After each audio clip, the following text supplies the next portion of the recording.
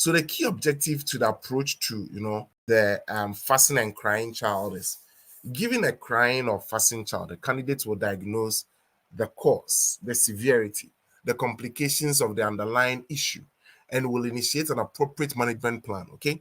In particular, the candidate will differentiate pediatric emergencies from conditions requiring non-urgent treatment or reassurance. And then we move on to the enabling objectives. So, given a child who is crying or fussing, the candidate will, number one, list and interpret critical clinical findings, including those findings which are derived from, number one, a history of the child's previous behavior, the child's sleep pattern, oral intake, associated symptoms, the child's social circumstances, and then a full examination aimed at determining whether the child is sick. Okay, so whenever you are dealing with, a child is brought into the clinic crying, a child is brought into the ER crying.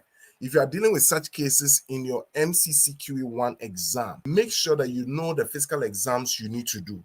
Make sure you know the kind of history you're going to take on these children. And then another enabling objective is list and interpret critical investigations, including investigations for any suspected underlying disease or trauma. So if a child has gone through, any form of traumatic experience, you must be able to list the interpretation for investigations you're going to do for that child and construct an effective initial management plan, including counseling caregivers if the fussy or crying child does not have an organic disease. So, because it's not every child who is crying who has an organic disease.